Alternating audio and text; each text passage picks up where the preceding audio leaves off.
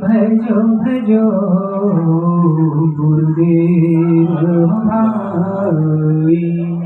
श्री सद्गुरु महाराज की जय। श्री सद्गुरु महाराज की जय। श्री सद्गुरु महाराज की जय।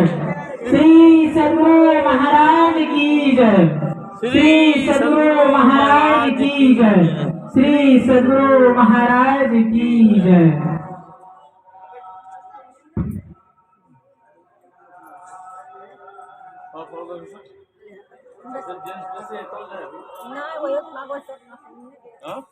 ठीक है।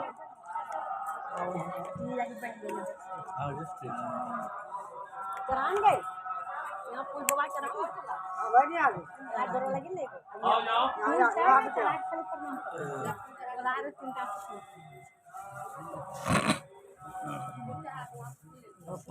पन्नी इसी का शादी है, यही रूम आपकी है।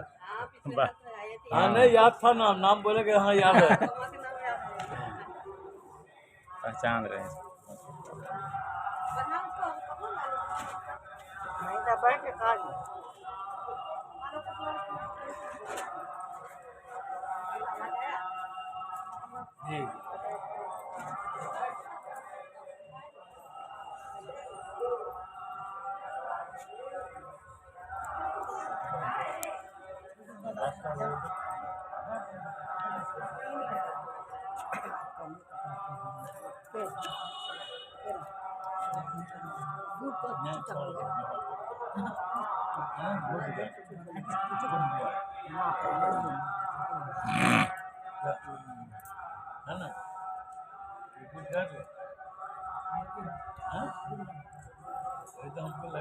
पाठ क्या हुआ है? पाठ क्या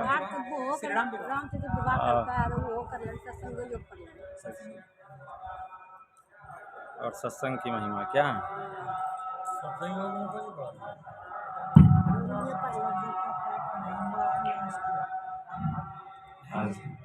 अपनी मर्जी से सुना।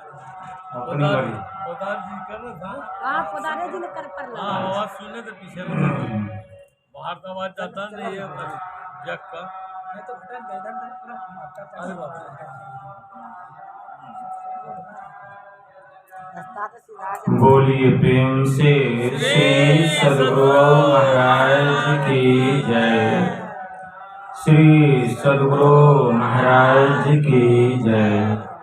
श्री सद्गुरु महाराज की जय।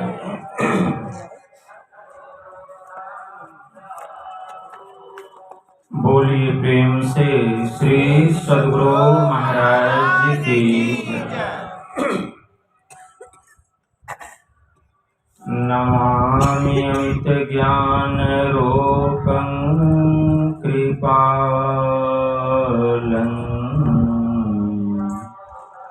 अगम बोध दाता सुबुद्धि निधि विशालम् क्षमाशीलयति धीर गंभीर ज्ञानम् धर्मशील बृहतीर समधीर ज्ञान जगत त्राणकारी अघारी उदारम् भगत प्राण रूपं दयागुण अपारम् नमो सतगुरुम ज्ञान दाता सुस्वामी नमामि नमामि नमामि नमामि नमामि नमामि नमामि नमामि महाराज सद्गुरु है राजन को राजा है जिन कृपा से सरय सर्व काजा भने में ही सोई परम गुरु नमामि नमामि नमामि नमामि नमामि नमामि नमामि नमामि नमामि। श्री सद्गुरु महाराज की जय।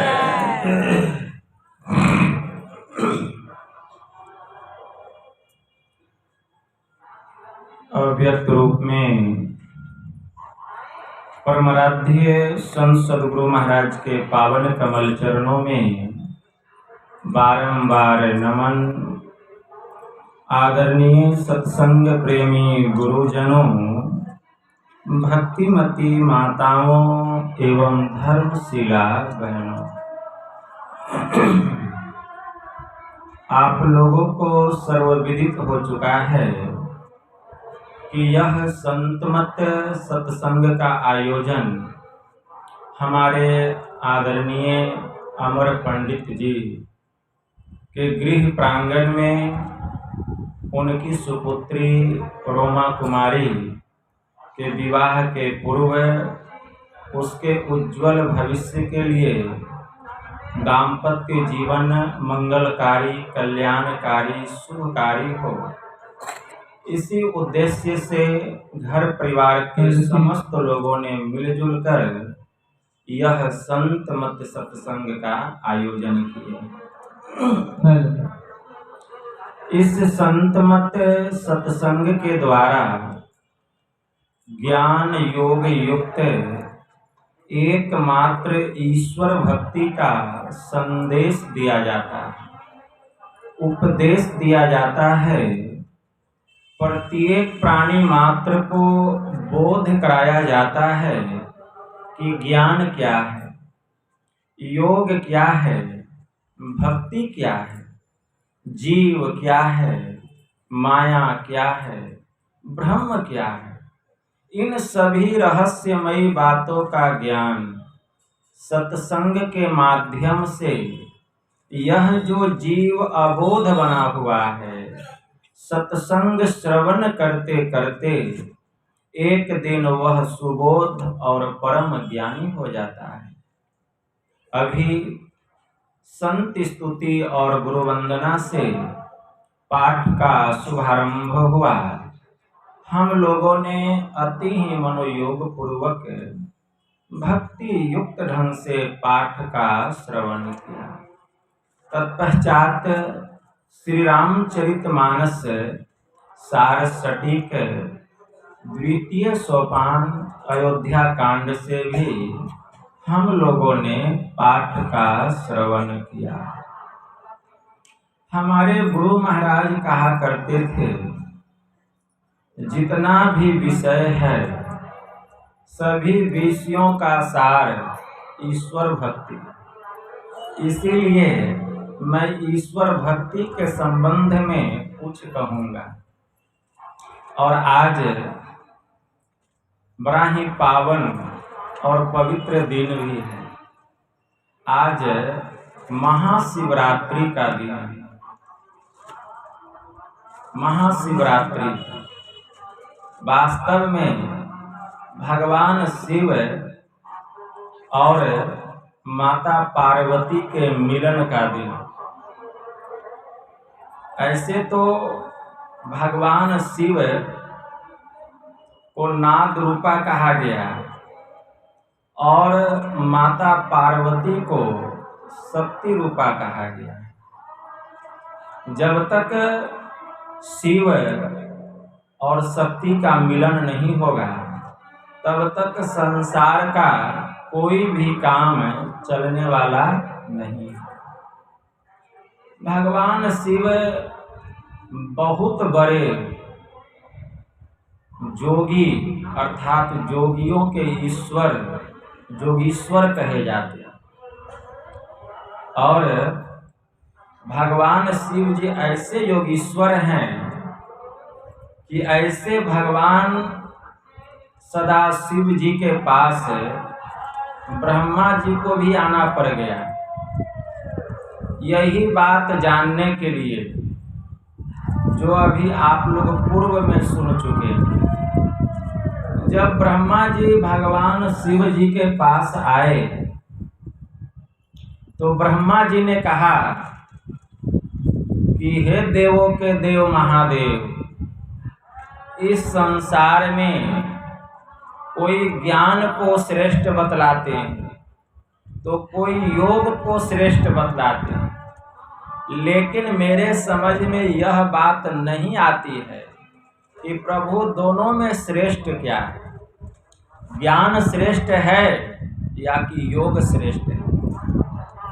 भगवान शिव मुस्कुराने लग गए और मुस्कुराते हुए उन्होंने ब्रह्मा जी से कहा कि हे प्रजापति, मेरे विचार में दोनों श्रेष्ठ हैं। योगहीनम कथम ज्ञानम मोक्षदम भवति भोः, योगो अपि ज्ञानहीनस्तु न क्षमो मोक्ष कर्मणि, तस्मात् ज्ञानम च योगम च मुमुक्षुरढ्रम भैसेत्। अर्थात योगहीन जो ज्ञान है वह भला मोक्ष कार्य में कैसे समर्थवान हो सकता है। ठीक उसी प्रकार जिस प्रकार योगहीन ज्ञान मोक्ष कार्य में समर्थवान नहीं हो सकता, ठीक उसी प्रकार ज्ञान रहित जो योग है वह भी मोक्ष कार्य में समर्थवान नहीं हो सकता। इसलिए मेरे विचार में, मैं अपना विचार कहता हूँ, भगवान शिव कहते हैं तस्मात् ज्ञानम च योगम च मुमुक्षुरढ्रम भैसेत्। मेरे विचार में मोक्ष साम्राज्य की चाहना रखने वाले प्राणी को योग और ज्ञान दोनों का अभ्यास करना चाहिए। मतलब योग भी चाहिए और ज्ञान भी चाहिए। बिना योग का ज्ञान नहीं हो सकता और बिना ज्ञान का योग भी नहीं हो सकता। ऐसे तो पातंजलि शास्त्र में योग के 8 अंग बतलाए गए हैं। सबसे पहला है यम, दूसरा नियम, तीसरा आसन, चौथा प्राणायाम, और पांचवा प्रत्याहार, छठा धारणा, सातवां ध्यान और 8वां समाधि। यही योग शास्त्र में योग के 8 अंग बतलाए गए हैं। और ज्ञान शास्त्र में ज्ञान को 4 भागों में बांटा गया है। सबसे पहला है श्रवण ज्ञान, दूसरा है मनन ज्ञान, तीसरा है निधि ध्यासन ज्ञान और चौथा है अनुभव ज्ञान, मतलब अंतिम ज्ञान। अनु का मतलब होता है पीछे, और भव का अर्थ होता है उत्पन्न। जो ज्ञान सबसे पीछे उत्पन्न हो, जिस ज्ञान को प्राप्त कर लेने पर और कुछ पाने के लिए प्राणी को शेष कुछ भी नहीं बचा रहे, उसी को अनुभव ज्ञान कहा, उसी को अनुभव ज्ञान कहा गया। तो सबसे पहले योग में यम नियम का पालन करना पड़ेगा। यम नियम, यम और नियम के 5 भाग बतलाए गए हैं। यम के 5 भाग बतलाए गए हैं। सत्य, अहिंसा, अपरिग्रह, अस्तेय और ब्रह्मचर्य। ये 5 भाग यम के बतलाए गए। और नियम के भी 5 भाग बतलाए गए। शौच, संतोष, तप, स्वाध्याय और ईश्वर प्राणिधान। ये नियम के भी 5 भाग बतलाए गए। पहले इसका पालन करना पड़ेगा। इसका पालन जो पूर्ण रूपेण करते हैं वे सदाचारी हैं, वे सदाचारी हैं। हमारे गुरु महाराज कहा करते थे कि सदाचार से बड़ा कोई चमत्कार नहीं है। रावण के दल में बड़े चमत्कारी लोग थे, लेकिन प्रभु श्री राम के दल में सभी लोग सदाचारी थे। विजय किसकी हुई? सदाचार की हुई, चमत्कार की नहीं। इसलिए सबसे बड़ा चमत्कार है सदाचार। इसलिए पहले अपने को सत्य व्यवहार में रखना पड़ेगा, सदाचार का पालन करना पड़ेगा। और ईश्वर की भक्ति और सदाचार दोनों का आपस में बड़ा ही अन्योन्याश्रय संबंध है। जैसे क्यू से कोई यू को अलग नहीं कर सकता, ठीक उसी प्रकार ईश्वर की भक्ति से कोई सदाचार को अलग नहीं कर सकता। मतलब जो सदाचारी होगा वह ईश्वर का भक्त होगा, और जो ईश्वर का भक्त होगा वह सदाचारी, वह सदाचारी। दोनों का आपस में बड़ा ही अन्योन्य आश्रय संबंध है। इसीलिए यम नियम का पालन करना पड़ेगा। तो यम के 5 भाग बतलाए गए। सत्य, सबसे पहले अपने को सत्य व्यवहार में रखना पड़ेगा, अपने को सत्य व्यवहार में।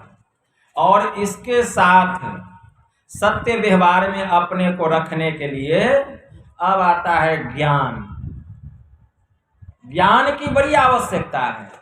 सत्य व्यवहार में अपने को वही रख सकता है जिसके अंदर ज्ञान है। और ज्ञान को 4 भागों में बांटा गया। तो पहला क्या है? श्रवण ज्ञान, मतलब खूब सत्संग सुनना पड़ेगा। अगर आप अपने को सत्य व्यवहार में रखना चाहते हैं तो इसके लिए खूब सत्संग सुनना पड़ेगा, सत्संग सुनना पड़ेगा, खूब सुनना पड़ेगा। सत्संग सुनते सुनते आप स्वतः अपने को सत्य व्यवहार में रखने लग जाएंगे। लेकिन सत्संग से दूर रहकर कोई सोचे कि हम अपने को सत्य व्यवहार में रख लेंगे, मतलब झूठ नहीं बोलेंगे, सदा सत्य ही बोलेंगे, तो यह होने वाला नहीं है।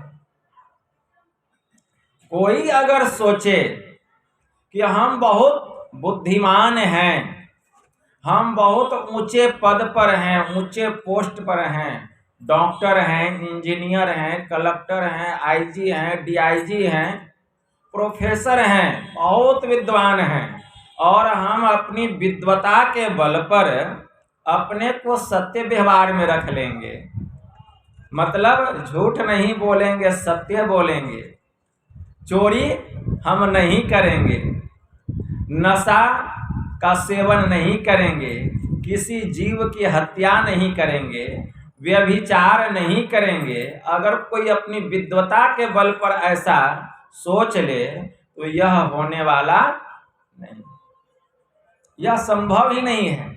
चाहे कितना ही बड़ा विद्वान है, बड़े बड़े विद्वान doctor, engineer, collector, IG, DIG, professor लोग क्या करते हैं? देखिए, शराब पीते हैं, सिगरेट पीते हैं, मांस मछली का सेवन करते हैं और झूठ पर झूठ बोलते हैं,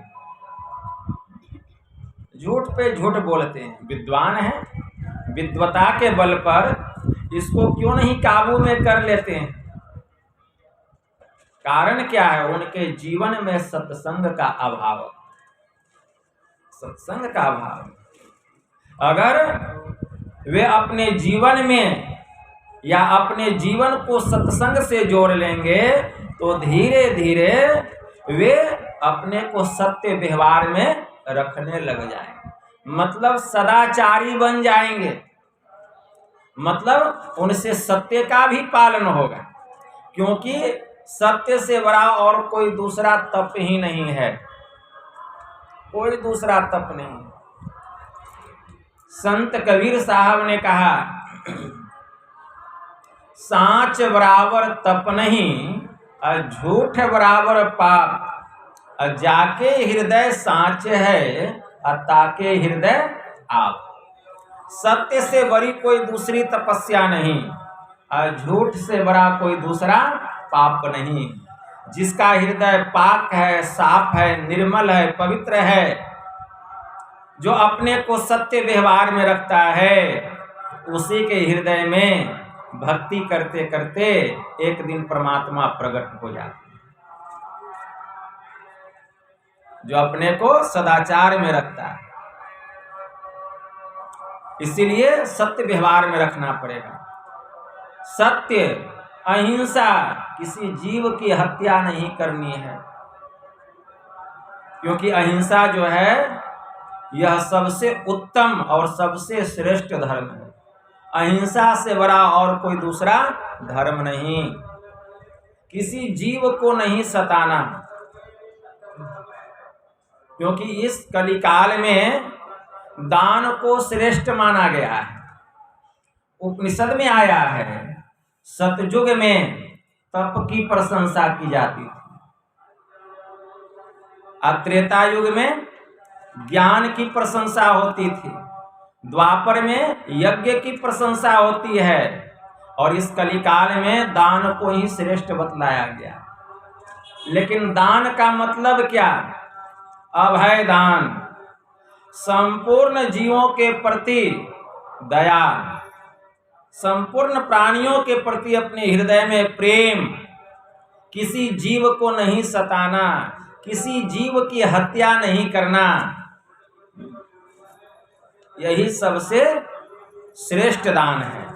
और जिसके हृदय में दया रहेगी, वही यह जो दान है ज्ञान दान, इससे बढ़कर और कोई दूसरा दान नहीं है, जो कि आप सुन रहे हैं और मैं आपको सुना रहा हूं। यह है ज्ञान दान। अहिंसा, अस्ते मतलब चोरी नहीं करना, अपरिग्रह, आवश्यकता से अधिक वस्तुओं का संग्रह नहीं करना। मार्केट में, बाजार में किसी वस्तु का दाम कब बढ़ जाता है जानते हैं? जब उस वस्तु की कमी हो जाती है। जब वस्तु की कमी होती है तो वस्तु का मांग बढ़ जाता है। अब वस्तु की कमी क्यों होती है? क्योंकि हम स्टॉक पर स्टॉक अपने घर में लाकर रखते जाते हैं, जिसके कारण उस वस्तु की मांग बढ़ जाती है। क्यों? क्योंकि वह वस्तु कम हो जाता है और हमारे यहाँ पड़े रहता है। लेकिन जो गरीब आदमी है, जो निर्धन व्यक्ति है, जब वस्तु का मूल्य बढ़ जाता है तो वह उसको खरीदने में असमर्थ हो जाता है। इसीलिए कहा गया अपरिग्रह मतलब आवश्यकता से अधिक वस्तुओं का संचय नहीं करना चाहिए। और ब्रह्मचर्य का तो बड़ा महत्व है जीवन, क्योंकि बिना ब्रह्मचर्य का कुछ होने वाला ही नहीं है। बिना ब्रह्मचर्य का कुछ नहीं हो सकता। भगवान महावीर ने कहा, ब्रह्मचर्य से हीन व्यक्ति कैसा है जानते हो? जैसे कि टूटा हुआ धनुष। जैसे टूटे हुए धनुष पर कोई कितना भी बाण चढ़ाए, वह चढ़ने वाला नहीं है, तो निशाना कहाँ से लगेगा? उसी प्रकार ब्रह्मचर्य से हीन जिसका जीवन है, जो मानव है, वह टूटे हुए धनुष के समान है। टूटे हुए धनुष के समान है। उस पर सुरत रूपी बाण टिक ही नहीं सकती, निशाना कहाँ से लगेगा? मतलब वह अंधकार से प्रकाश मंडल में कहाँ से जाएगा? इसलिए आत्मशोधक पुरुषों के लिए स्त्री और पुरुषों का संसर्ग, पौष्टिक स्वादिष्ट भोजन, ये सब तालपुट विष के समान बतलाया गया। आत्मशोधक पुरुषों के लिए शरीर का श्रृंगार, कोई देखते हैं बहुत अपने को सजाते हैं, और सजाने में ही अपने शरीर का महत्व देते हैं। ठीक है? तो जो आत्मशोधक पुरुष है उसके लिए शरीर का श्रृंगार, आत्मशोधक मतलब जो अपने आप को जानने का प्रयास करता है, जो आत्मचिंतन में डूबा हुआ रहता है, जो अपना ज्ञान प्राप्त करना चाहता है, तो ऐसे पुरुष या स्त्री कोई भी हो उसके लिए शरीर का श्रृंगार, स्त्री पुरुषों का संसर्ग और पौष्टिक स्वादिष्ट भोजन, ये सब ताल पुट विष के समान महान भयंकर बतलाया गया। जो व्यक्ति निष्कपट होता है उसी की आत्मा शुद्ध होती है, और जिसकी आत्मा शुद्ध होती है उसी के पास धर्म ठहर सकता है। जैसे घी से सींची हुई अग्नि पूर्ण प्रकाश को प्राप्त करती है, ठीक वैसे ही सरल और शुद्ध साधक ही परम निर्वाण पद को प्राप्त करता है, अपनी आत्मा का बोध करता है, अपनी आत्मा का बोध। तो ब्रह्मचर्य ऐसा नहीं कि हमको शादी विवाह नहीं करना है। ब्रह्मचर्य का मतलब हम ये नहीं समझे। बहुत लोग सोचने लग जाते हैं कि अब शादी ही नहीं करना, ऐसी बात नहीं है। आप शादी विवाह करके भी ब्रह्मचर्य व्रत का पालन करते हैं।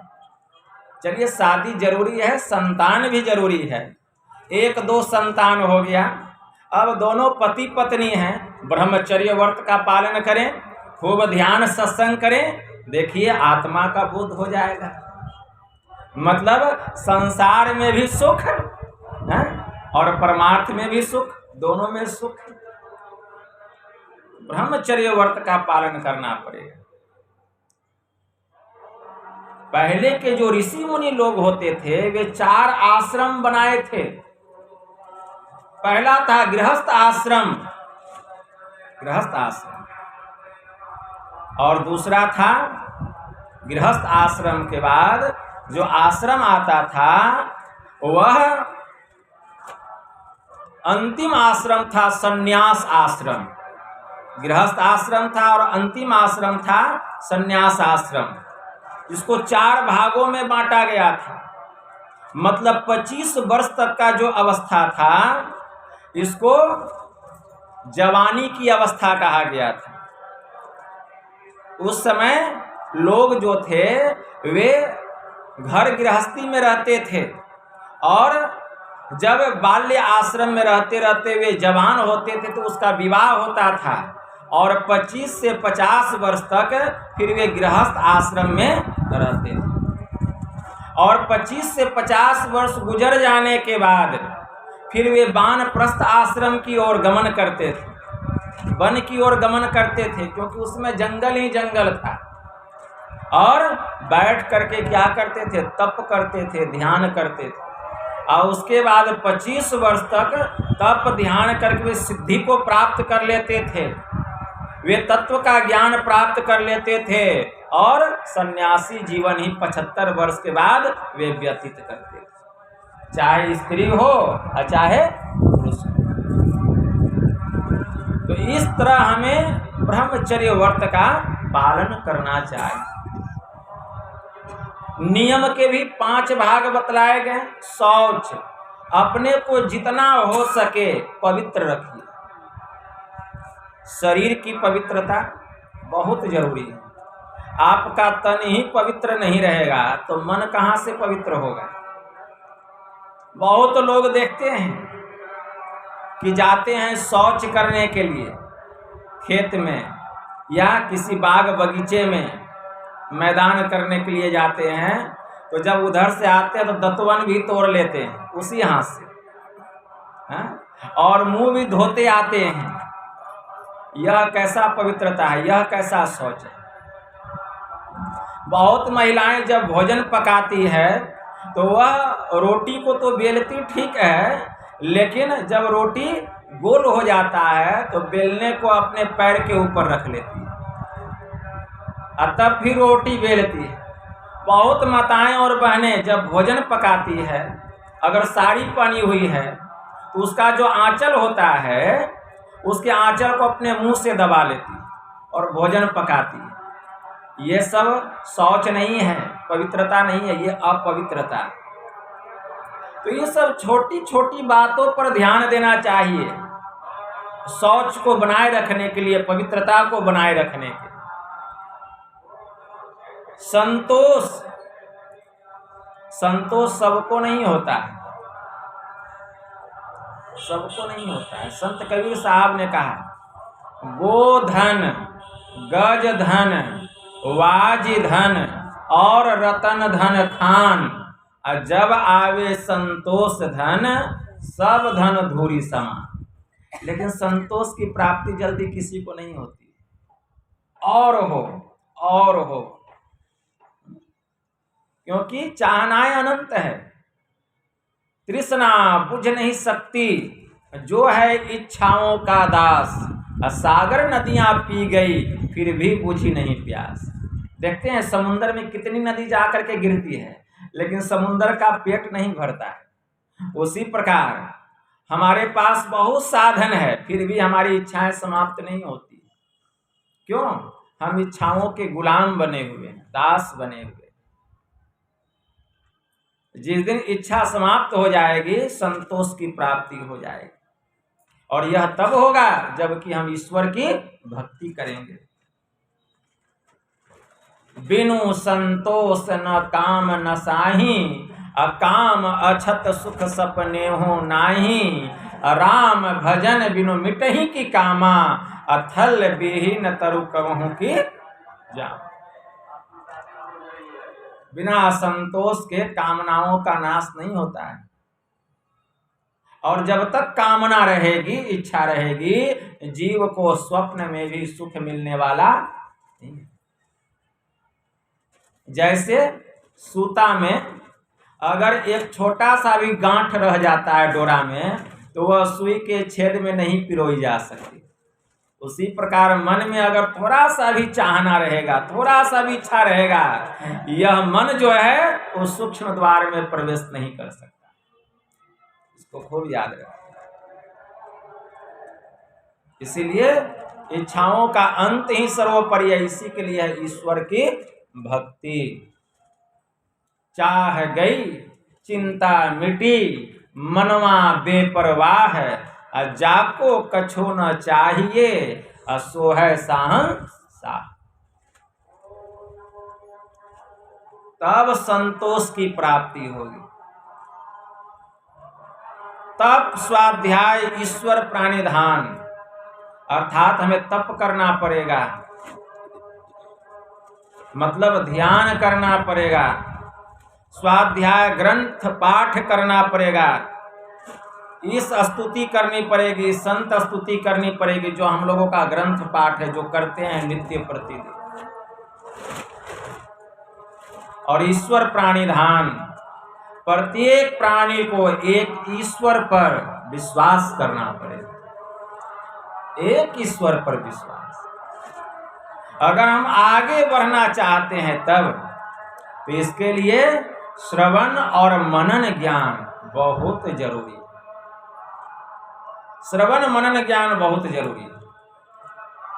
एक संत हो गए, संत सुंदरदास जी महाराज। उन्होंने अपनी वाणी में बड़ी ही सुंदर बातें कही। वे क्या कहते हैं? भोजन की बात सुनी, मन ही मन मुदित भयो, मुख पे पड़े जो लियो मेलिए न ग्रास है। सकल सामग्री आनी पाक को करन लागो, सकल सामग्री पाक को करन लागो, कब जीमहु ये आस है। अब पाक भयो जब तब भोजन करन बैठो, अब मुख में मेलत जाय यही निधि ध्यास। अब भोजन पूर्ण करी तृप्त भयो है, तब सुंदर साक्षात्कार अनुभव प्रकाश। संत सुंदरदास जी महाराज ने कहा, कोई व्यक्ति बहुत भूखा है, बहुत भूखा है, लेकिन अगर उसको पता चल जाए कि यहाँ भंडारा होने वाला है, अभी एक भी ग्रास भोजन उसके मुंह में नहीं गया है, लेकिन देखिए सुनकर वे मन ही मन कितना मुदित होता है।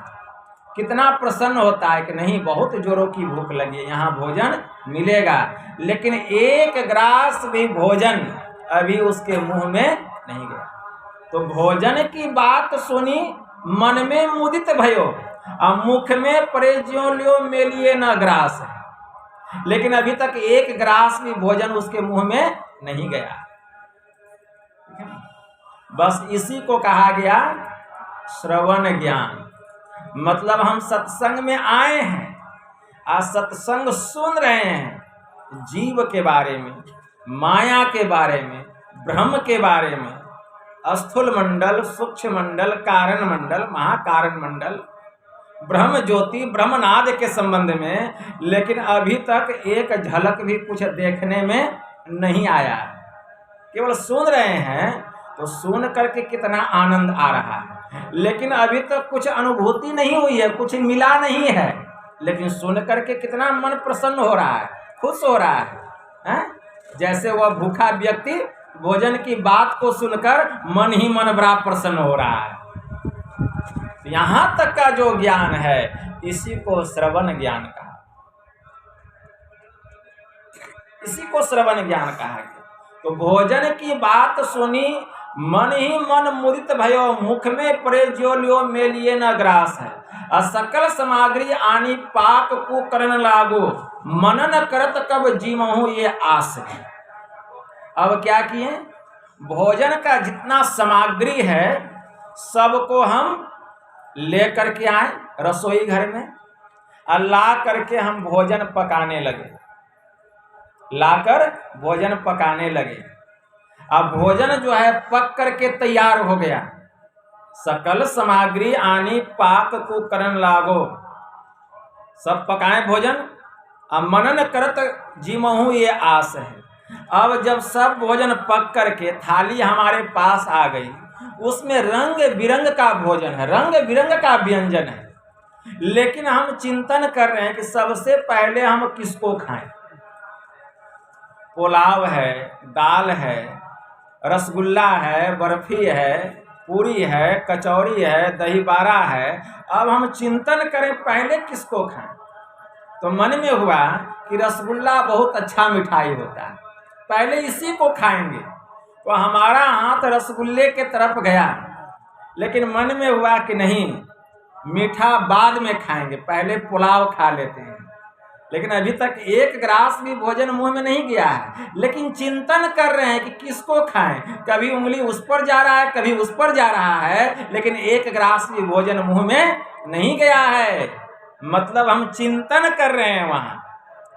उसी प्रकार जब आप सत्संग सुन लिए और सत्संग सुन करके आप मन ही मन घर में चिंतन कर रहे हैं कि बाबा ऐसी ऐसी बात बतलाएं, ऐसे ध्यान पर बैठना चाहिए, मुख जो है पूर्व या उत्तर की ओर होना चाहिए, सीधे तन करके बैठना चाहिए, मनोयोग पूर्वक जप करना चाहिए। मतलब हम चिंतन कर रहे हैं कि ऐसे ऐसे बाबा बताए हैं, ऐसे मानस ध्यान करना चाहिए, ऐसे दृष्टि साधना करनी चाहिए। लेकिन अभी तक करने बैठे नहीं हैं, केवल चिंतन कर रहे हैं घर में।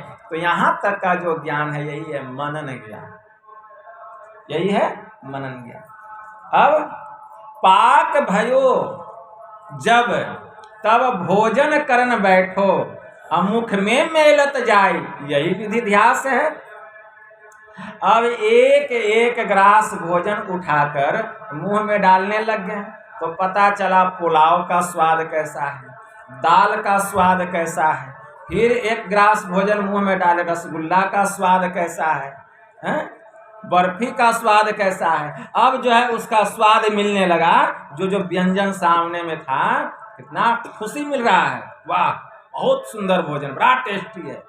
अब उसका जो है स्वाद मिलने लगा। तो पाक भयो जब तब भोजन करन बैठो, मुख में मेलत जाए, यही विधि ध्यास है। उसी प्रकार चिंतन मनन करके हम अब आसन लगाएंगे। आसन लगा करके ध्यान करने के लिए हम बैठ गए और सोच करके बैठ गए कि कुछ पा करके ही उठेंगे, कुछ स्वाद ले करके ही उठेंगे।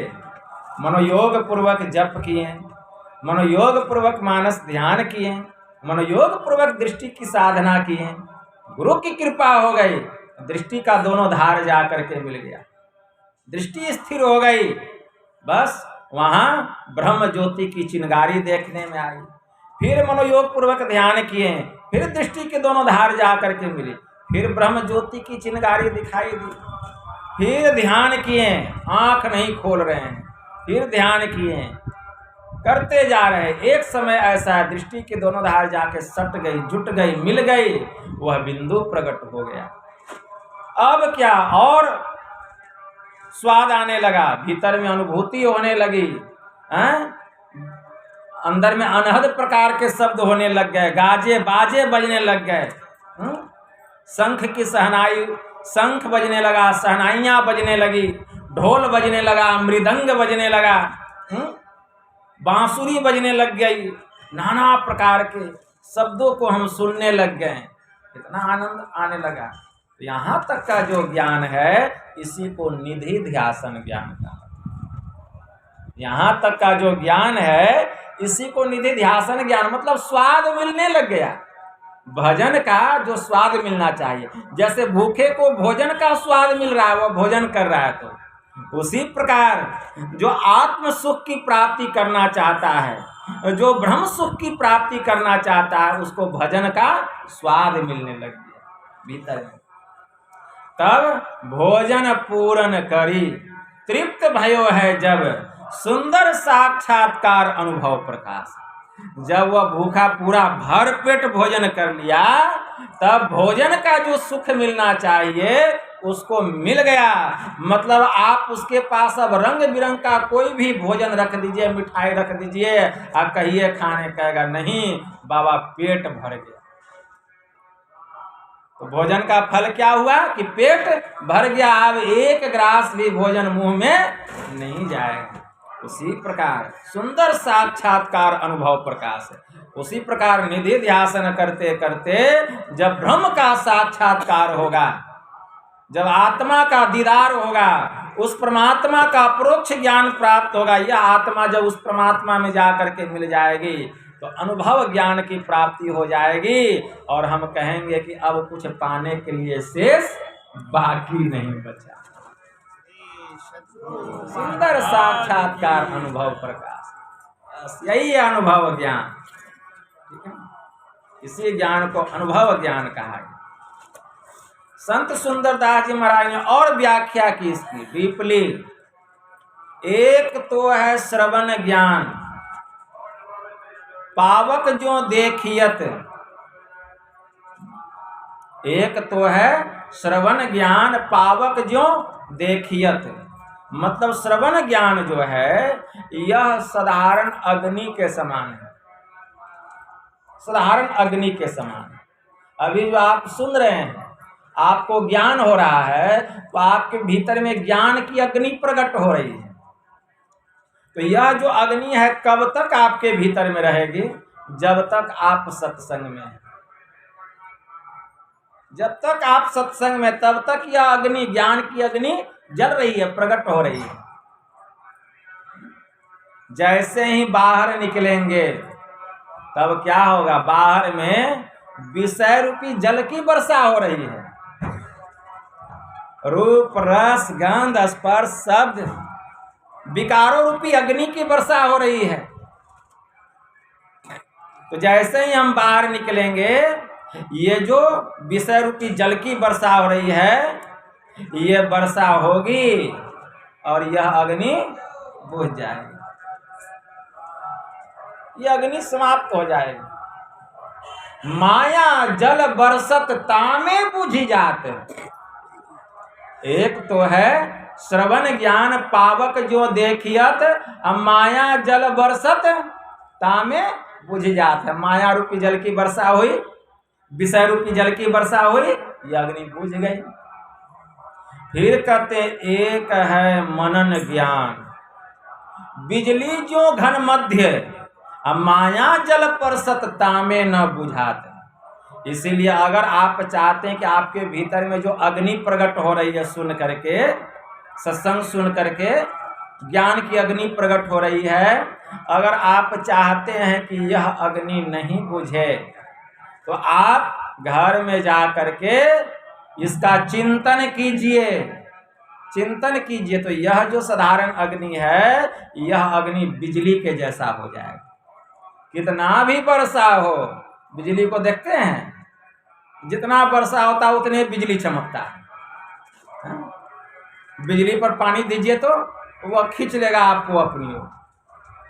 तो जो ज्ञान अभी सुने उसको चिंतन कीजिए, तब आपके भीतर में यह जो ज्ञान रूपी अग्नि है यह बिजली के जैसा हो जाएगा। और जब बिजली के जैसा होगा तो कितना भी विषय रूपी जल की वर्षा होगा यह अग्नि बुझने वाला नहीं है। लेकिन संत सुंदरदास जी महाराज कहते हैं कि यह अग्नि रहती है कब तक, यह बिजली रहती है कब तक।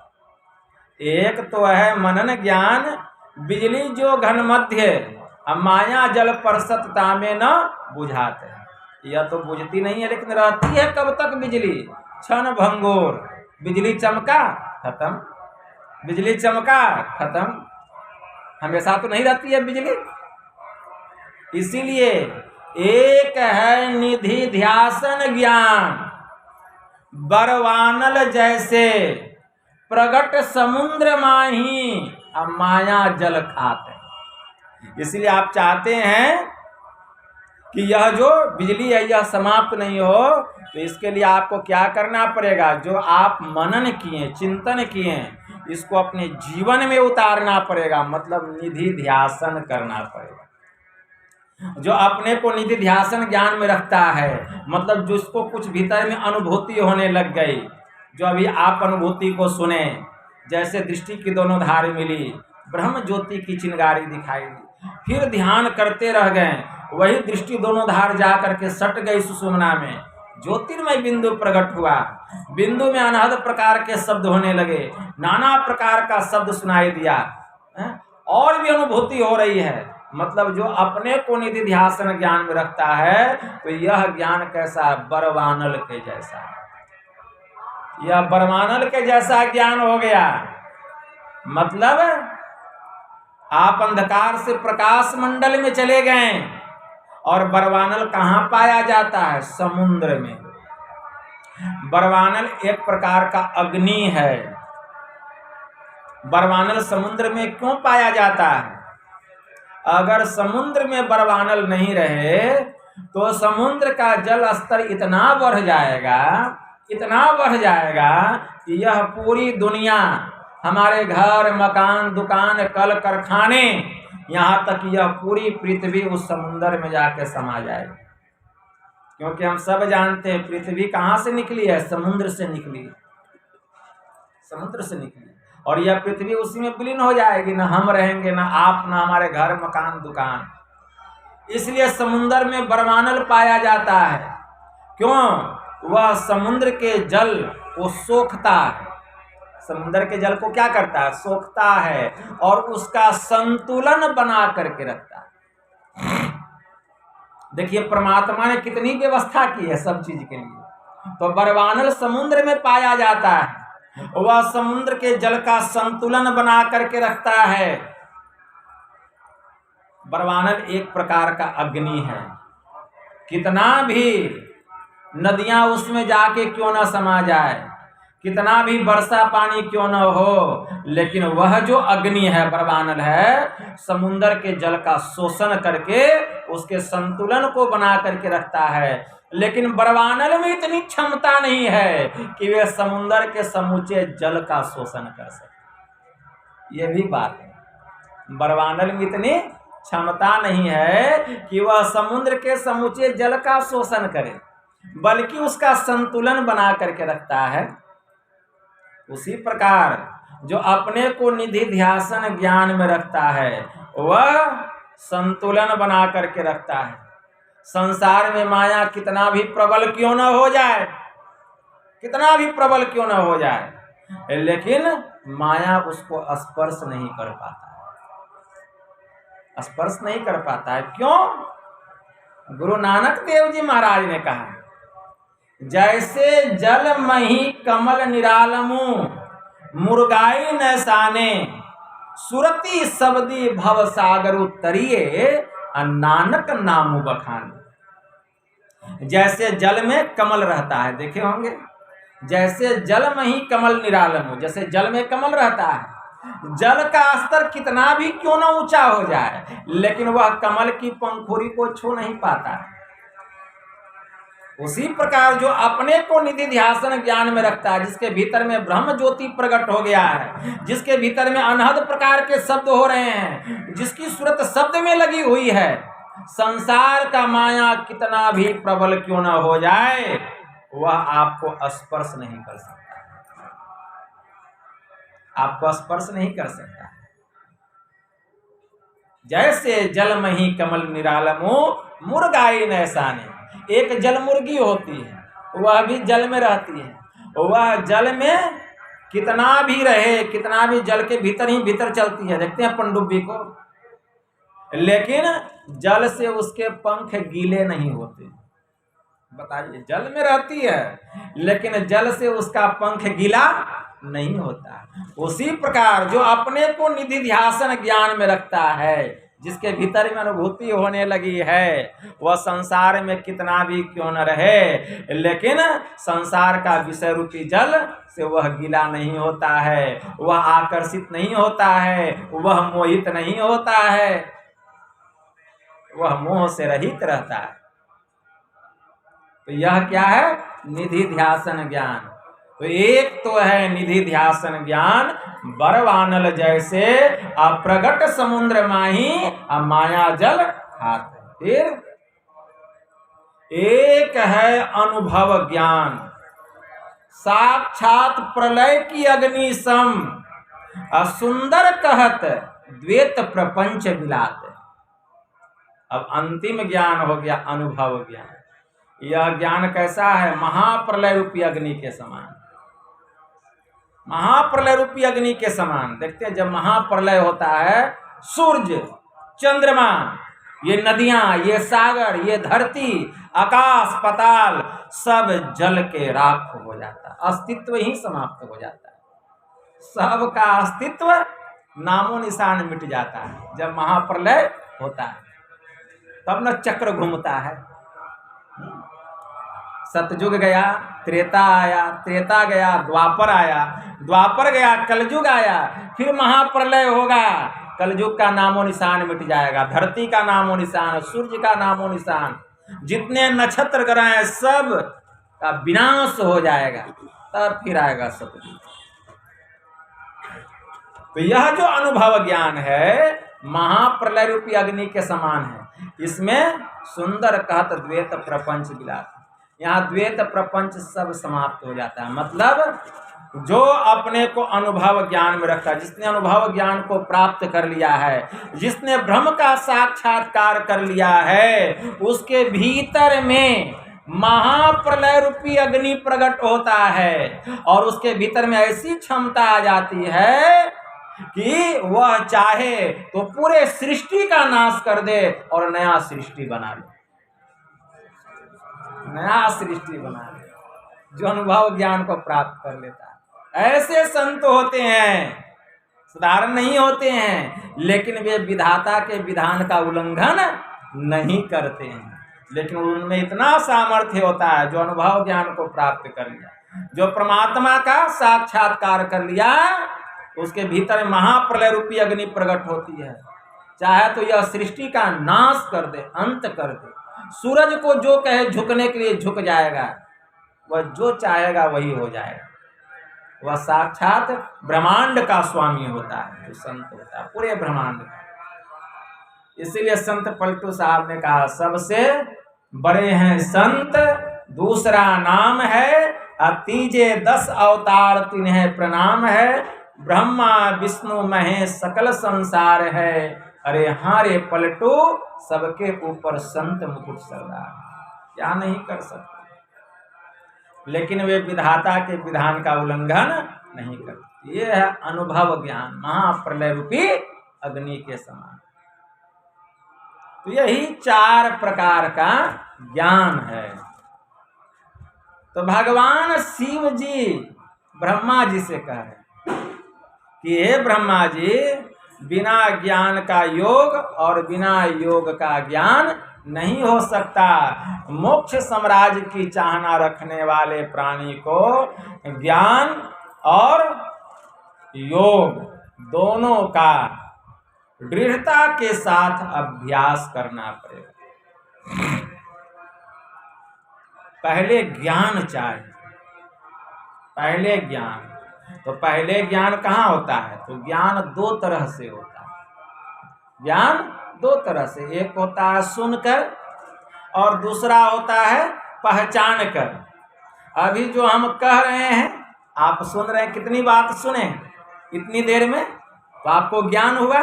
तो जो हम कह रहे हैं आप सुन रहे हैं, तो यह जो सुन करके ज्ञान हुआ इसी को जानकर कहा गया ज्ञान। जानकर सुनकर ज्ञान प्राप्त करना, तो इसको कहा गया अधूरा ज्ञान। और दूसरा होता है पहचान करके ज्ञान प्राप्त करना। इसके लिए ध्यान करना पड़ेगा और ध्यान करके सभी अवस्थाओं को, सभी आवरणों को, सभी मंडलों को पार करना पड़ेगा, तब अपना ज्ञान होगा, प्रभु की पहचान होगी, तब पूरा ज्ञान होगा। तो पहचान करके जो ज्ञान होता है वह पूरा ज्ञान होता है। तो पहचान करके ज्ञान प्राप्त करने के लिए योग करना पड़ेगा। पहचान करके ज्ञान प्राप्त कैसे करेंगे? इसके लिए योग करना पड़ेगा।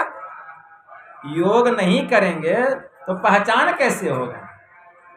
तो इसीलिए पहले ज्ञान फिर योग, ठीक। और फिर जब योग करेंगे तब फिर ज्ञान होगा। कौन ज्ञान? पहचान करके ज्ञान। इसीलिए बिना ज्ञान का योग नहीं और बिना योग का ज्ञान नहीं हो सकता। प्रायम आश्रय संबंध दोनों को प्राप्त करना पड़ेगा। भगवान बुद्ध ने अपनी वाणी में कहा, अरे भिक्षुओं ध्यान कर, ध्यान कर, कहीं बेपरवाही के बदले तुझे नरक में आग का धधकता हुआ गोला मुंह में न निगलना पड़े और जलते समय चिल्ला कर यह न कहना पड़े कि हाय यह दुख है। इसलिए ज्ञान बिना ध्यान नहीं और ध्यान बिना ज्ञान नहीं है। जिसमें ज्ञान और ध्यान दोनों है वही तो निर्वाण के समीप है। और बुद्ध ने यह गाथा कही, नत्थि झानम अपयस्य पय्या, नत्थि अझायतो यमहि झान अच पय्या च सवे निब्बान संति के। प्रज्ञा विहीन को ध्यान नहीं होता है। प्रज्ञा विहीन को ध्यान नहीं होता। मन में होता हुआ प्रज्ञा किसको कहा गया? मतलब जो सत्संग नहीं सुनता है उसको ध्यान ही नहीं बनता है। तो प्रज्ञा विहीन को ध्यान नहीं होता। ध्यान नहीं करने वाले को ज्ञान नहीं होता है। जिसमें ज्ञान और ध्यान दोनों है वही तो निर्वाण के समीप है, वही निर्वाण के समीप है। यह ज्ञान प्राप्त करना पड़ेगा। ज्ञान को प्राप्त करना बहुत कठिन काम है। कोई चतुराई से इसको प्राप्त नहीं कर सकता है। कोई चतुर न पावे पार नगरिया बावरी, ठीक है ना, संत कबीर साहब ने कहा। तो इसी के लिए है ईश्वर की भक्ति। तो भगवान शिव जी बहुत बड़े जोगी हैं। वे क्या कह रहे हैं? माता पार्वती से कह रहे हैं।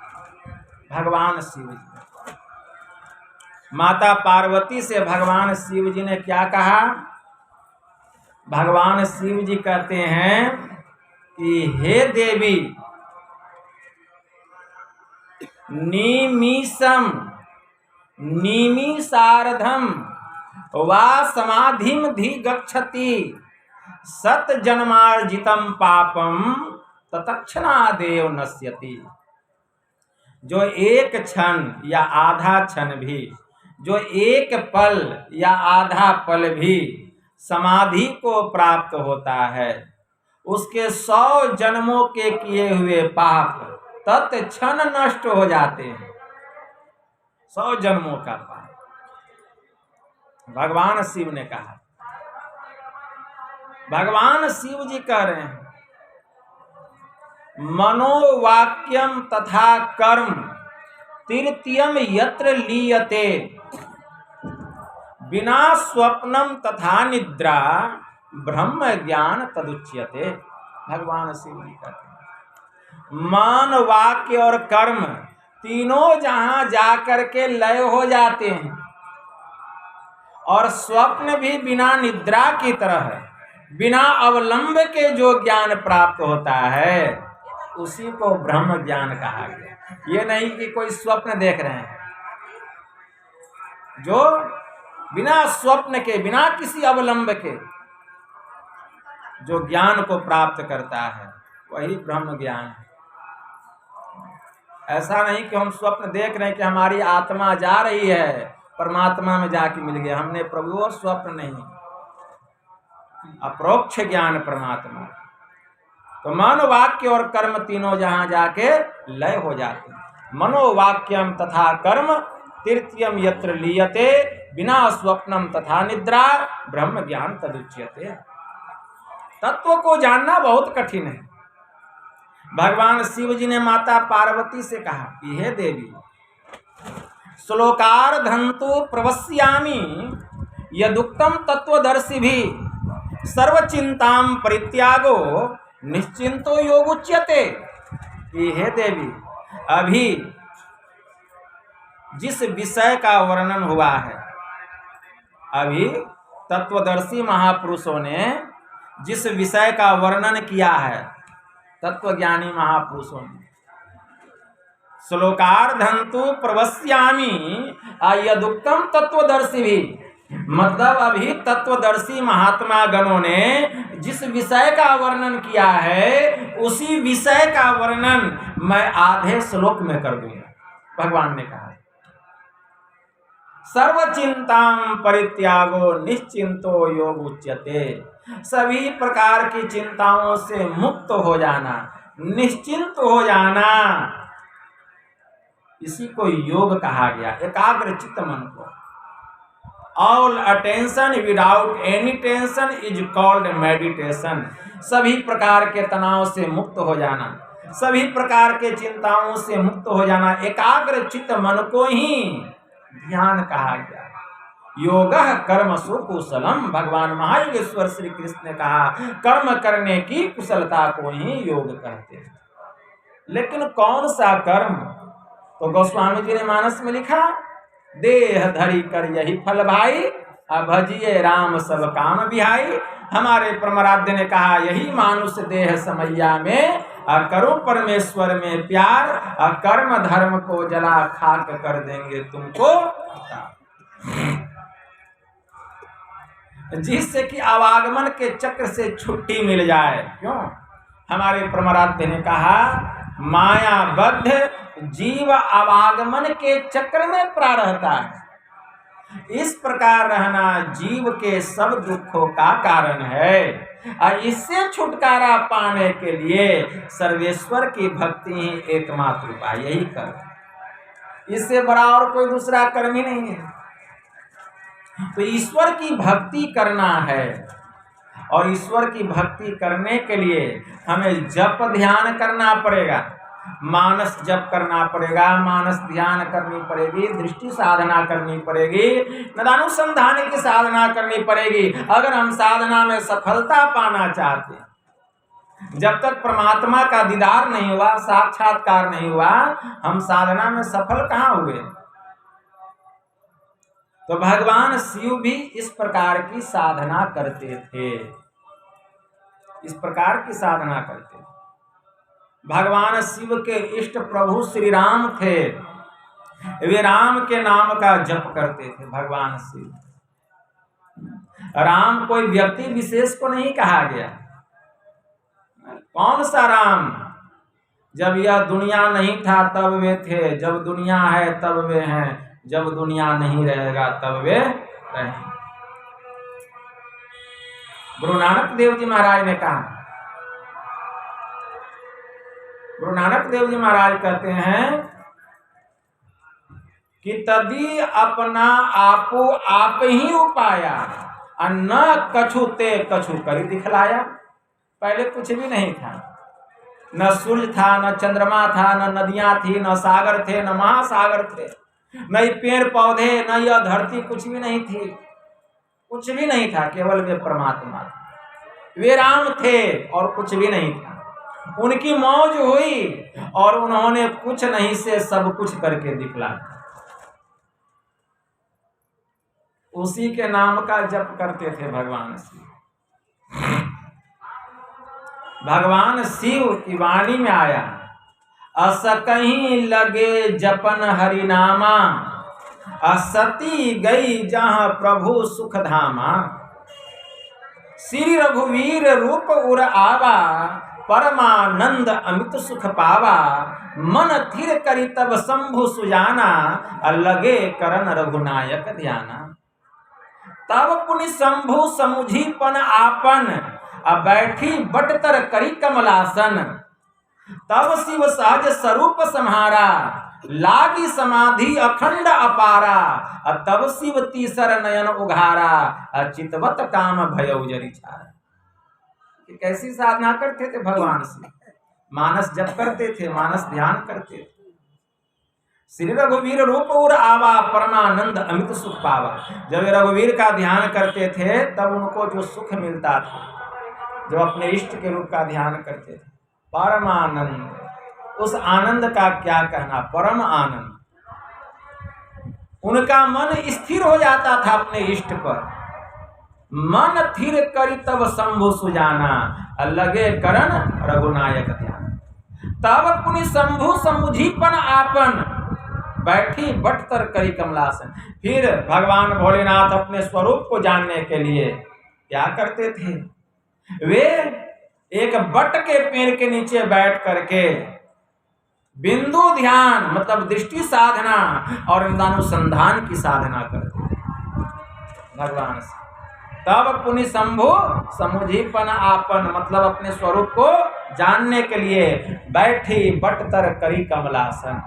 फिर भगवान वे आसन लगा करके अपने स्वरूप को जानने के लिए वे दृष्टि योग की साधना और निदानुसंधान की साधना करते।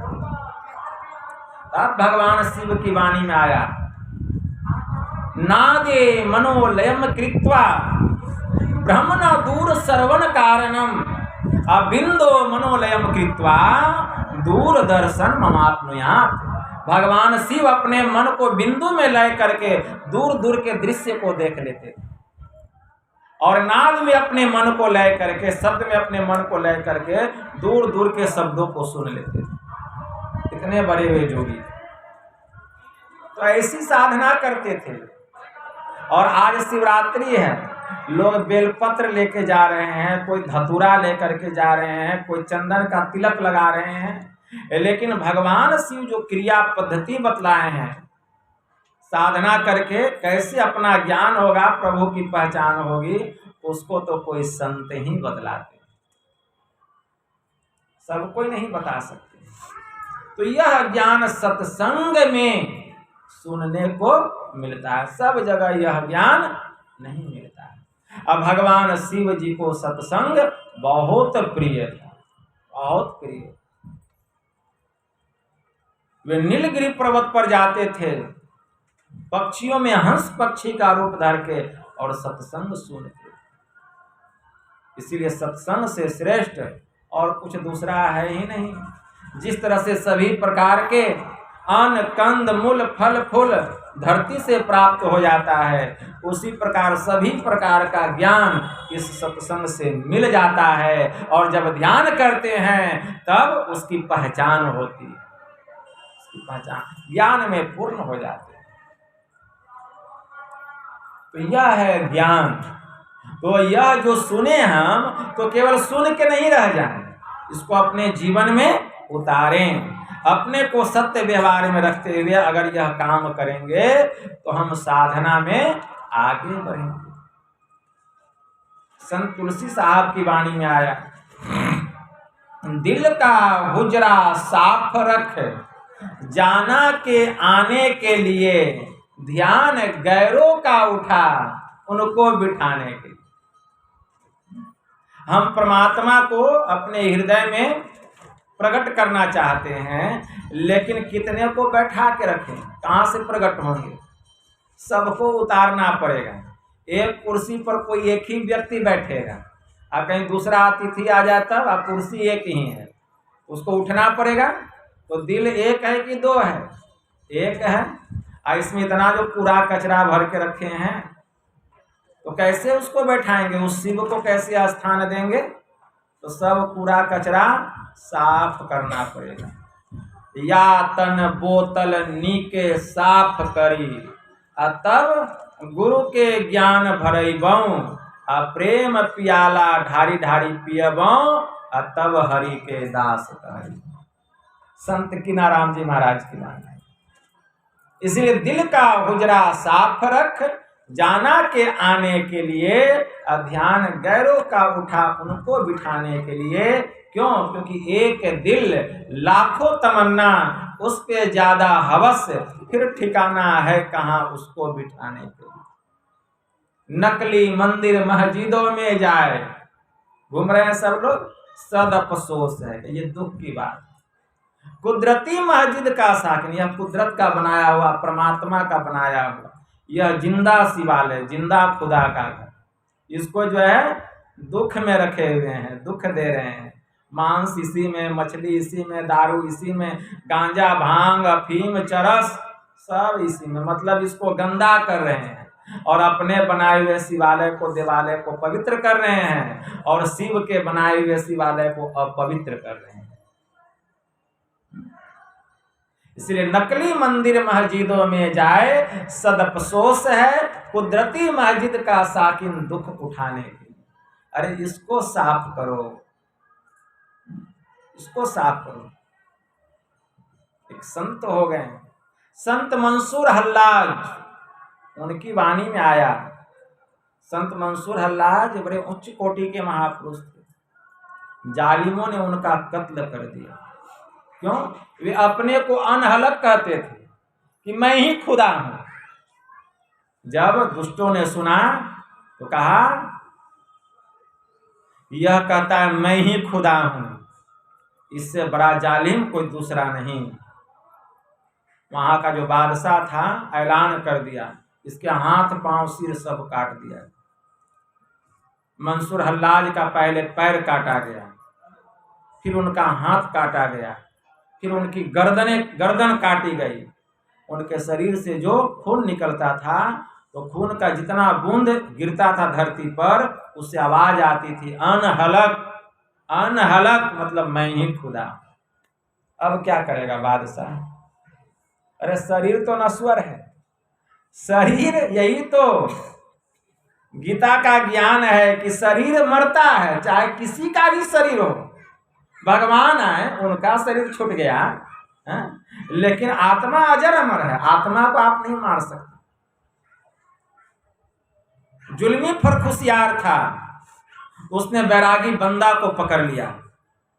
बैरागी बंदा को पकड़ करके चूंटा गर्म किया जाता था, और उसके मांस को नोचा जाता था गर्म चूंटा से पकड़। और जितना उसका मांस नोचा जाता था बैरागी बंदा का, वह मुस्कुराता था, वह हंसता था। तो जुल्मी फरखुशियार ने कहा, क्या बात है, मैं लोहा गर्म करके, चिमटा गर्म करके तुम्हारे मांस को नोच रहा हूं, और फिर भी तुम मुस्कुरा रहे हो। बैरागी बंदा ने कहा, शायद तुम नहीं जानते, हमारे भारत देश में एक महाकाव्य है जिसका नाम है श्रीमद् भगवत गीता, और उसमें भगवान का महावाक्य है, तुम मुझे नहीं मेरे शरीर को नोच रहे हो, क्योंकि मैं शरीर नहीं, मैं अजर अमर अविनाशी आत्मा। तुम मेरे शरीर को नोच रहे हो। अरे यह शरीर तो पहले भी मरा था, अभी भी मरा हुआ है, बाद में जला दिया जाएगा, जमीन में गाड़ दिया जाएगा, लेकिन तुम मुझे नहीं नोच सकते, इसलिए तो मैं मुस्कुरा रहा।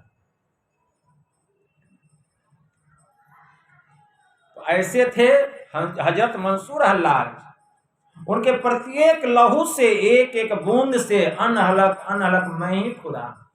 विचार कीजिए, जो उस दशा को प्राप्त कर लेता है वह परमात्मा के समान नहीं, स्वयं ब्रह्म ही हो जाता। अहम ब्रह्मस्मि, अर्थात मैं ही ब्रह्म हूँ, यह दशा को प्राप्त कर लेता है। अभी तो बहुत महात्माओं को हम सुनते हैं कभी कभी टीवी पर या कोई न्यूज पर या कोई कथा होता है कि इंसान भगवान नहीं हो सकता। इसका मतलब है कि उसको ज्ञान से पल्ला भी नहीं पड़ा, वह ज्ञान से कोसों दूर है, ज्ञान से कोसों दूर। भगवान श्री राम ने खुद कहा, दर्शना दर्शनेन हित्वा स्वयं केवल रूपतः यह आस्ते कपि शार्दुल भ्रम सभ्रमित सभ्यम। हे हनुमान, दृश्य और अदृश्य को त्याग कर वह पुरुष केवल स्वरूप हो जाता है, वह केवल ब्रह्म ज्ञानी नहीं बल्कि स्वयं ब्रह्म के समान हो जाता है। तब तो उपनिषद का यह वाक्य गलत हो जाएगा। मुंडकोपनिषद में मंत्र आया, यदा नद्या स्यंदमानः समुद्रे अस्तं गच्छन्ति नाम रूपे विहाय तथा विद्वान नाम रूपा द्विमुक्तः प्रात परम पुरुषमुप्यति दिव्यम। जैसे निरंतर बहती हुई नदियां अपने नाम रूप का परित्याग करके जब समुद्र में जाके समा जाती है, उसकी संज्ञा नदी की नहीं समुद्र की हो जाती है। सरिता जल, गोस्वामी जी ने भी लिखा, सरिता जल जल निधि मह जाई समाई हो ही अचल जिमी जीव हरि पाई। जैसे सरिता का जल सागर में जाके मिल जाता है तो वह सरिता नहीं सागर हो जाता है, उसी प्रकार जीव जब ब्रह्म में जाकर के मिल जाता तो वह जीव नहीं ब्रह्म हो जाता है। इस ज्ञान से कितना दूर है। और देखिएगा कितना भीड़ है, कितना लोग जो है गौर से सुन रहे हैं कथा को, कहानी को, लेकिन यह है ब्रह्म ज्ञान, यह सबको नहीं मिलता है। आप सब्जी बाजार में जाइए, देखिए कितना भीड़ मिलेगा। क्यों? सब्जी 50-100 रुपया में 1 किलो मिल जाएगा, वहाँ बहुत भीड़ रहेगा। सब्जी कम दाम में मिल जाएगा, खूब तो 100 रुपया में 1 किलो कोई भी सब्जी लीजिए। लेकिन आपको मिठाई लेना है, 1 किलो बर्फी लेना है शुद्ध खोआ का, जाइए दुकान पे, वहाँ आपको कम भीड़ मिलेगी, कुछ कम, क्योंकि वह बिना 1000 का 1 किलो नहीं मिलेगा। 1000 रुपया किलो कम से कम, या 800-900। तो जिसके पास 800-900 या 1000 रुपया रहेगा वही ना 1 किलो लेगा, तो वहाँ कुछ कम भीड़। अब सोनार के दुकान में जाइए तो सोना जो है 60,000 रुपया का 10 ग्राम। अब जिसके पास 10 ग्राम लेने के लिए 60,000 रहेगा वही ना 10 ग्राम लेगा, तो वहाँ तो और 2-4 लोग या 1-2 लोग मिलेंगे, 2-4 लोग मिलेंगे। आप जाइए हीरा खरीदने के लिए जोहरी के पास, वहाँ शायद आपको कोई मिलेगा, कोई मिल गया एक आदमी तो बहुत हो गया। क्यों? हीरा मूल्यवान है, बिना लाख रुपए का थोड़ा सा भी मिलने वाला नहीं है, लाखों करोड़ों में उसका कीमत है। ठीक है ना? तो यह जो ज्ञान है, यह जो ब्रह्म ज्ञान, तो यहाँ क्या मिल रहा है? साग सब्जी मिल रहा है। यहाँ साग सब्जी नहीं मिल रहा है, राम नाम के हीरे मोती संत लुटाए गली गली, ले लो रे कोई राम का प्यारा आवाज लगाए गली गली। तो जो राम के प्यारे होंगे वही ना इस ज्ञान रूपी अमृत को, इस हीरे मोती को ग्रहण करेंगे। यह ज्ञान सबको नहीं मिलता, इसलिए आप लोग वर भागी हैं। कहने के लिए बहुत बात है, समय भी बहुत जवाब दे रहा है। ठीक है ना? 1 घंटा 20 मिनट हो चुका है। ठीक है ना? तो यही थोड़ा सा मैं आप लोगों की सेवा में कहा, बस इतना ही कहकर मैं अपनी वाणी को यहीं विराम देता हूँ। कहने के लिए दिन भर कहते रह जाएंगे, लेकिन आप लोग ग्रहण कितना करेंगे, ये भी बात है। भोजन अगर अधिक खाइएगा तो वो पचेगा नहीं ठीक से। ठीक है ना? तो पचना भी जरूरी है।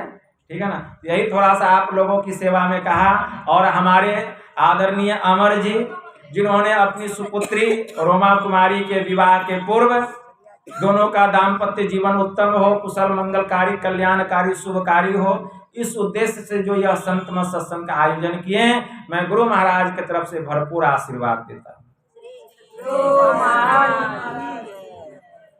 यह कार्य इनका ठीक से संपन्न हो जाए, और आप लोग जो इतना कीमती समय निकाल कर आए हैं, मैं गुरु महाराज से प्रार्थना करता हूँ आपके जीवन के जो कष्ट हैं गुरुदेव उसका हरण करें, आपके मन की जो कामनाएं हैं गुरु महाराज पूरा करें, और ध्यान साधना में आप लोगों की प्रगति हो, उन्नति हो। बोलिए प्रेम से श्री सद्गुरु महाराज की जय।